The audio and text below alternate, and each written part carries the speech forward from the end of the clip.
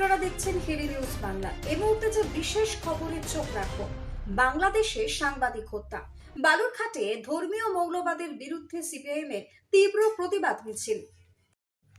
বাংলাদেশের সংবাদপত্র এবং সাংস্কৃতিক সংস্থায় ভাঙচুর, অগ্নিসংযোগ, শ্রমিক হত্যার ঘটনা এবং গুলিতে সাংবাদিক নিহত হওয়ার প্রতিবাদেই শনিবার সন্ধ্যায় বালুরঘাট শহরে রীতিমতো প্রতিবাদ মিছিল করল সিপিআইএম বালুরঘাট 1 নম্বর কমিটি। দলের কার্যালয় থেকে শুরু হওয়া মিছিলটি শহরের বিভিন্ন গুরুত্বপূর্ণ রাস্তা পরিক্রমা করেন।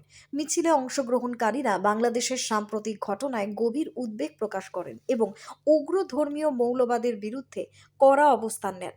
মিছিল চলাকালীন ধর্মের নামে সন্ত্রাস বন্ধ করো, মৌলবাদ নিপাত যাক সহ নানান স্লোগান ওঠে। নেতৃবৃন্দ তাদের বক্তব্যে বলেন, গণতন্ত্র, সংবাদ মাধ্যমের স্বাধীনতা এবং সাংস্কৃতিক চর্চার উপর আঘাত মানবাধিকারের চরম লঙ্ঘন।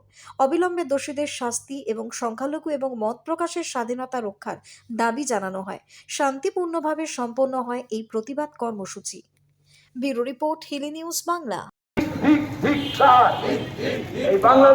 বৃহস্পতিবারে আপনারা জানেন যে বাংলাদেশে একটা নতুনভাবে একটা উশৃঙ্খল পরিবেশ তৈরি হয়েছে। সেখানে আমরা দেখলাম সেখানে এক হিন্দু পরিবারের ছেলে তাকে হত্যা করা হলো।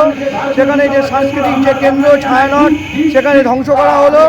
আমরা দেখলাম সেখানে রবীন্দ্রনাথের স্মৃতি বিজড়িত কিছু শিল্পী সেগুলো ধ্বংস করা হয়েছে।